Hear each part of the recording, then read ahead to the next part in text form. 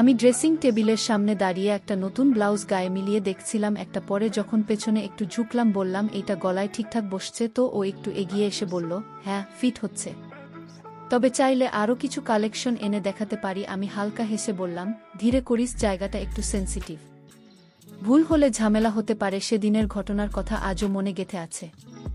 আমার নাম অপর্ণা।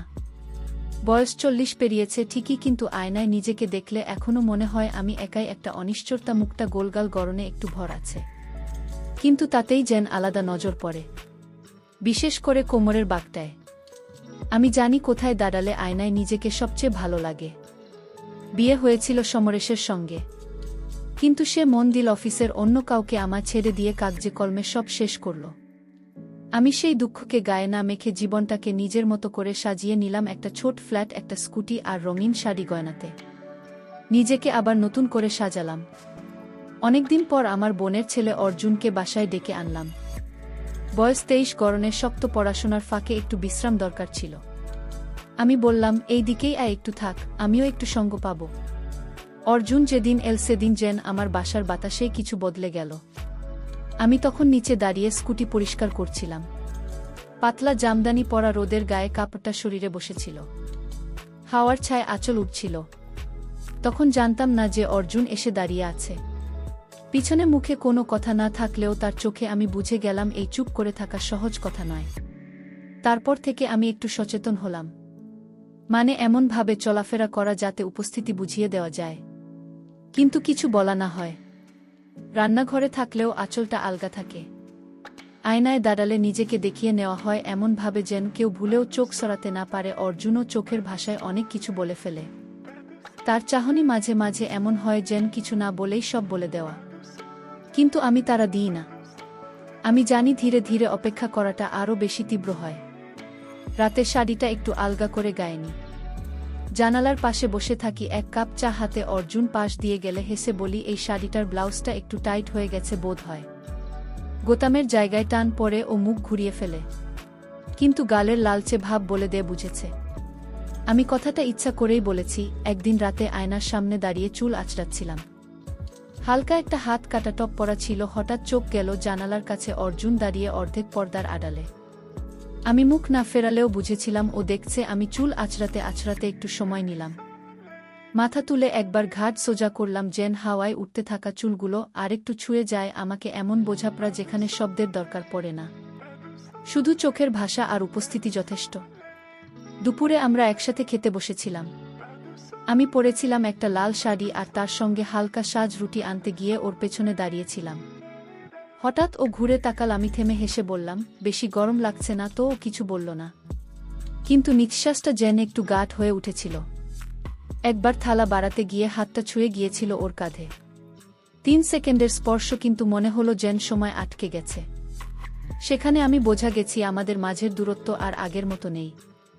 খাওয়ার সময় আমার হাত থেকে চামচ পড়ে গেল। আমি নিচু হয়ে তুলতে যেতেই এক মুহূর্ত থেমেছিলাম। একটা নিঃশব্দ ইঙ্গিত যেন বাতাসে ভেসে বেড়াচ্ছিল। খাওয়া শেষে বললাম, ফ্রিজের বোতলগুলো একটু দেখ কিভাবে রেখেছি, দরকার ছিল না। তবুও বললাম, কারণ আমি জানতাম আমি ফ্রিজ খুলে নিচু হলে ও দাঁড়িয়ে থাকবে। ঠিক আমার পেছনে রাতের দিকে আমি বারান্দায় চা খাচ্ছিলাম, ও ঘরের ভিতরে জানালার ধারে বসেছিল। আমাদের চোখ আবার একবার মিলল। সেই পুরনো অভ্যস্ত নীরবতায় আমি এক চুমুক দিয়ে ঠোঁট মোছার ভঙ্গি করলাম, যেন কিছু না বলেও অনেক কিছু বলা হয়। অর্জুন বাজারে গেছে। সকালে আমি জানালার পাশে বসে বাইরে তাকিয়েছিলাম। তখনই নিচ থেকে ভেসে এল ব্লাউজ, পেটিকোট, চান, নতুন মাল আইসে। শুনে মনে হলো আমার তো কিছু দরকার ছিল। সত্যি নিচে তাকিয়ে দেখি এক লোক, মাথায় টুপি, হাতে ব্যাগ। আমি নিচু গলায় বললাম, এই যে উপরে আয়ত, ওর নাম মুকুল হকার নয়? নিজেই বলে দোকানে বসিনা, হাতে মাল নিয়ে চলি। ওর হাতে রঙিন কাপড়ের ব্লাউজ। আমি ড্রেসিং টেবিলের সামনে দাঁড়িয়ে একটার সঙ্গে শাড়িটা মিলিয়ে দেখছিলাম। ও পাশে দাঁড়িয়ে বলল, এইটা আপনাকে খুব ভালো মানাবে। আমি আয়নায় তাকিয়ে হেসে বললাম, আর কোনো রং দেখাও তো? ও ব্যাগে হাত দিল। পরে আমি বললাম, ভেতরে আসো। আয়নাটা বড় ঘরের মধ্যে আলোর ছায়ায়। আমি ব্লাউজ গায়ে ধরছিলাম, আরও চুপচাপ দাঁড়িয়েছিল, যেন এক অদ্ভুত নীরবতা ভর করে আছে। আমি চারটা পছন্দ করলাম। মুকুল প্যাকেট করল। চলে যাওয়ার সময় মুকুল শুধু বলল, আপনার হাসিটা খুব আলাদা। আমি দরজাটা আস্তে করে বন্ধ করে দিলাম। কিন্তু জানালার পাশে দাঁড়িয়ে বুঝলাম আজ এই সাধারণ দুপুরটা মনে থেকে যাবে অনেকদিন। এসব ভাবতে ভাবতে মনে হলো একটু ফ্রেশ হওয়া দরকার। তাই স্নান করতে ঢুকে পড়লাম বাথরুমে। ঠান্ডা টলটলে পানির নিচে দাঁড়িয়ে চোখ বন্ধ করতেই শরীরটা যেন হালকা কেঁপে উঠল। জল গড়িয়ে পড়ছিল শরীর জুড়ে, কিন্তু মনটা ছিল ভেসে অন্য কোথাও। কিছুক্ষণ আগের মুহূর্তগুলো যেন এখনো মনের ভেতরে রয়ে গেছে, ছুঁয়ে যাচ্ছে ভেতরটা। কখন যে কতটা সময় কেটে গেছে টের পাইনি। ঠিক তখনই বাইরের ঘরে হালকা দরজার শব্দ ভেসে এল। আমি থেমে গেলাম, জল বন্ধ করে কান পাতলাম।